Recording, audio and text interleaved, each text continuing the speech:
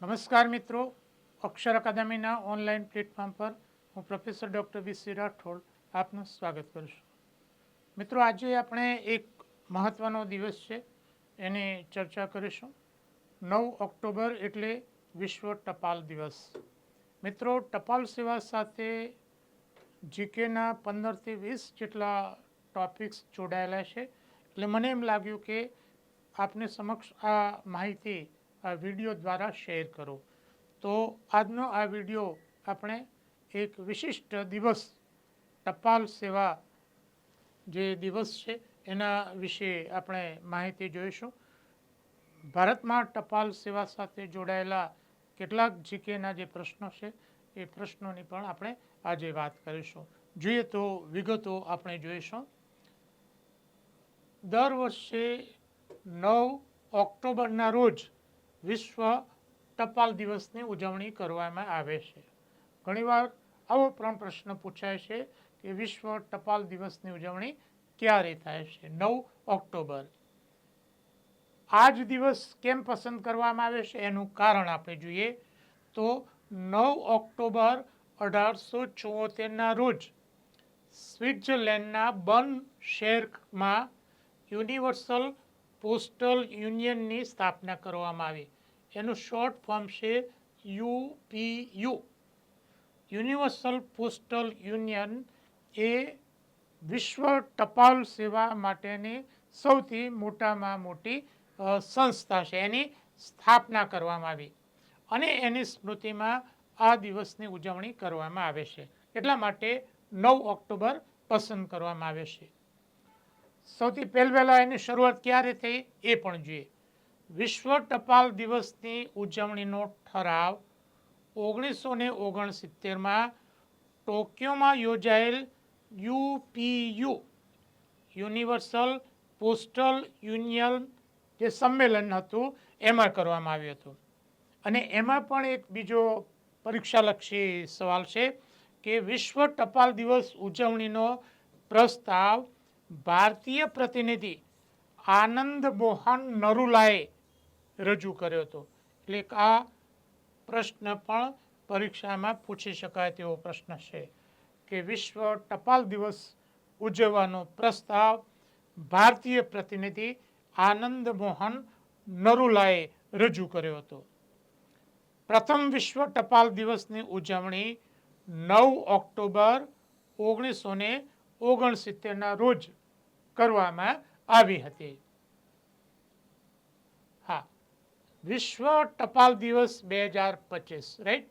કેટલીક વાર એ દિવસનું થીમ પણ પરીક્ષામાં પૂછાતું હોય છે. તો વિશ્વ ટપાલ દિવસ 2025નું થીમ છે post for people, local service, global reach. આ એનું થીમ છે. યાદ રાખો, કરંટ અફેર્સમાં આ પણ પ્રશ્ન પૂછી શકાય. હવે કરંટનો એક બીજો મુદ્દો છે કે 8થી 19 સપ્ટેમ્બર 2025 આ તારીખો તમારે યાદ રાખવાની છે. એ દરમિયાન 28મી યુનિવર્સલ પોસ્ટલ યુનિયન કોંગ્રેસનું અધિવેશન દુબઈ ખાતે યોજાયું. રાઈટ. આ પ્રશ્ન પણ કરંટ માટે અગત્યનો છે કે આ છેલ્લું એનું સંમેલન ક્યાં યોજાયું? દુબઈ ખાતે 8થી 19 સપ્ટેમ્બર 2025 દરમિયાન. હવે થોડીક ઐતિહાસિક વિગતો જોઈએ કે ટપાલ સેવાનો ઉલ્લેખ આપણને ઇજિપ્ત અને ચીનમાં ઈસવીસન પૂર્વે 2000ના સમયમાં મળે છે. એટલે કે ખૂબ જૂનો ઉલ્લેખ આપણને આ બે દેશના ઇતિહાસમાં મળે છે. ઇંગ્લેન્ડમાં હેનરી આઠમાએ ઈસવીસન 1516માં રોયલ મેલની સ્થાપના કરી હતી. એટલે કે રાજવી પરિવારો માટે ટપાલ સેવાની એને સ્થાપના કરી હતી 1516માં હેનરી આઠમાએ. ભારતમાં સૌ પ્રથમ કુતબુદ્દીન ઐબકે 13મી સદીમાં દિલ્હીમાં મેસેન્જર પોસ્ટની શરૂઆત કરી હતી. ભારતમાં કુતબુદ્દીન ઐબકે 13મી સદીમાં. એના પછી અલાઉદ્દીન ખિલજીએ એમાં થોડાક ફેરફાર કર્યા. ત્યારબાદ અલાઉદ્દીન ખિલજીએ ઘોડેસવાર પોસ્ટની શરૂઆત કરાવી.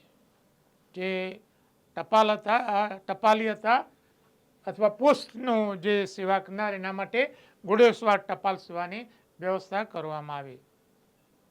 અને શેરશાહ સૂરીએ એના પછી 1541માં હોર્સ ડાર્ક સિસ્ટમની શરૂઆત કરી. એ પણ ઘોડેસવાર દ્વારા ટપાલ સેવાની શરૂઆત કરી અને એણે પોસ્ટલ સેવાઓ માટે 4800 કિલોમીટર લાંબો જેટલો એને રોડ એને સડકની પણ વ્યવસ્થા કરવામાં એને આવી હતી, એને કરી હતી. હા, એના પછી બ્રિટિશ શાસન દરમિયાન વોરન હેસ્ટિંગે 1766માં પોસ્ટ ઓફિસનું ઉદ્ઘાટન કર્યું હતું અને 1774માં કોલકાતામાં પોસ્ટ ડિપાર્ટમેન્ટની સ્થાપના કરવામાં આવી હતી. હા, 1854માં આ પણ પરીક્ષા માટે અગત્યનો મુદ્દો છે. ડેલ હાઉસીએ ટપાલ સેવાનું આધુનિકીકરણ કર્યું. ટપાલ સેવાના સમાન દરો એણે નક્કી કર્યા. ઓક્ટોબર 1852માં રાઈટ અહીંયા એક મુદ્દો છે. હા, એટલે સિંધના કમિશનર સર બાર્ટલે ફ્રેટે. મિત્રો, આ નામ તમારે યાદ રાખવાનું છે કારણ કે એમને 1852માં ભારતમાં પહેલવેલા ટપાલ ટિકિટ બહાર પાડી.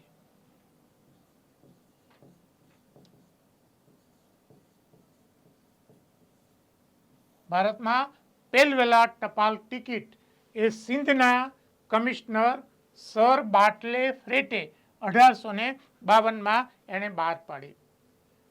ઓક્ટોબર 1854માં જે ફ્રેટે ટપાલ ટિકિટ બહાર પાડી હતી એને રદ કરીને રાણી વિક્ટોરિયાના ફોટોગ્રાફવાળી ટપાલ ટિકિટ બહાર પાડવામાં આવી 1854માં. અને એ જે ટપાલ ટિકિટો હતી એમાં અડધા આનાની, 1 આનાની, 2 આનાની અને 4 આનાની ટિકિટો હતી. અને આ ટિકિટો ઉપર રાણી વિક્ટોરિયાનો ફોટો હતો. અને એમાં જે 4 આનાની જે ટિકિટ હતી એ વિશ્વની પ્રથમ 2 કલર 2 રંગવાળી ટિકિટ હતી. એટલે આ પણ એક જીકેનો પ્રશ્ન કહી શકાય કે જે 4 આનાની ટિકિટ હતી એ વિશ્વની પ્રથમ 2 રંગમાં છપાયેલી એ ટિકિટ હતી. ડેલ હાઉસી ભારતમાં ટપાલ સેવાના પિતા તરીકે ઓળખાય છે. આ પણ પ્રશ્ન જીકે માટે અગત્યનો છે. ભારતમાં પોસ્ટકાર્ડની શરૂઆત, આ પણ એક અગત્યનો પ્રશ્ન કહી શકાય. 1879માં થઈ હતી અને ત્યારે તેની કિંમત 3 પૈસા હતી. એ પોસ્ટકાર્ડની કિંમત 3 પૈસા હતી. આઝાદી પછી ભારતે 3 પૈસાનો સિક્કો બહાર પાડ્યો હતો. તમે નહીં જોયો હોય પણ અમારા વખતમાં હતો. લગભગ 1961 કે 62ની સાલમાં 3 પૈસાનો સિક્કો બહાર પાડ્યો હતો. 1 પૈસાનો સિક્કો, 2 પૈસાનો, 3 પૈસાનો, 5 પૈસાનો, 10 પૈસાનો, 20 પૈસાનો, 25 પૈસાનો અને 50 પૈસાના આ સિક્કા એ વખતે ચલણમાં હતા. ત્યારે એની કિંમત માત્ર 3 પૈસા હતી. અત્યારે પોસ્ટકાર્ડની કિંમત એ 50 પૈસા છે. હાથથી લખેલો હતો અને પોસ્ટકાર્ડ ઉપર તમે જો છાપકામ કરીને એટલે કે પ્રિન્ટ કરીને જો તમે મોકલો તો તમારે 6 રૂપિયા હાલ ચૂકવવા પડે છે. ભારતમાં 1972થી 6 ડિજિટના પિનકોડની શરૂઆત થઈ. દરેકને તમારા ગામમાં જે પોસ્ટ ઓફિસ છે એનો પિનકોડ નંબર દરેકનો હોય છે. મુંબઈની જીપીઓ જનરલ પોસ્ટ ઓફિસ, મુંબઈની જીપીઓ એ ભારતની સૌથી મોટી પોસ્ટ ઓફિસ છે. આ પણ જીકે માટે એક અગત્યનો પ્રશ્ન કહી શકાય. હિમાચલ પ્રદેશના લાહોલ સ્પીતિ જિલ્લામાં આવેલ સિક્કિમ પોસ્ટ ઓફિસનું નામ છે સિક્કિમ પોસ્ટ ઓફિસ. એ દુનિયામાં સૌથી ઊંચે દરિયાની સપાટીથી 14,400 ફૂટની ઊંચાઈએ આવેલી આ પોસ્ટ ઓફિસ છે. સૌથી ઊંચે આવેલી આ પોસ્ટ ઓફિસ છે. તો મિત્રો, ટપાલ દિવસ અંગે કેટલાક વિશિષ્ટ મુદ્દા હતા એ મેં આપની સમક્ષ રજૂ કર્યા છે. મિત્રો, પરીક્ષાની તૈયારી માટે અમારી બે ખૂબ જ મહત્વની એવી ટેલિગ્રામ ચેનલ છે, બીસી રાઠોડ કરંટ અફેર્સ, કે જેમાં રોજે રોજનું કરંટ અફેર્સ, દરરોજ 10થી 15 જેટલી પોસ્ટ, એકાદ બે ફ્રી વિડીયો એમાં મૂકવામાં આવે છે. વિશિષ્ટ દિવસ હોય તો તેની વિગત, માસિક કરંટ અફેર્સ પણ એમાં મૂકવામાં આવે છે. બીજી ટેલિગ્રામ ચેનલ છે ગૌરવવંતી ગુજરાતી, જેમાં ગુજરાતી ભાષા, ગુજરાતી સાહિત્ય, ગુજરાતી વ્યાકરણ અને સાહિત્યકારની જન્મતિથિ કે મરણતિથિ હોય તો તે દિવસની વિશિષ્ટ પોસ્ટ એમાં મૂકવામાં આવે છે. હજુ સુધી જો તમે અમારી આ બંને ટેલિગ્રામ ચેનલમાં જોડાયા ન હોય તો એમાં જોડાઈ જવા વિનંતી છે. વધુમાં અમે અમારું મેટર ઇન્સ્ટાગ્રામ અને ટ્વિટર ઉપર શેર કરીએ છીએ, તો અમારા આ બંને પ્લેટફોર્મને ફોલો કરવા વિનંતી છે. વધુમાં આજનો આ વિડીયો આપને પસંદ આવ્યો હોય તો એને લાઈક કરીને શેર કરવાનું ભૂલતા નહીં. અને હજુ સુધી જો તમે અમારી આ ચેનલને સબસ્ક્રાઈબ ન કરી હોય તો એને સબસ્ક્રાઈબ કરી દેશો અને બેલ આઇકોનને ચાલુ કરવાનું ભૂલતા નહીં.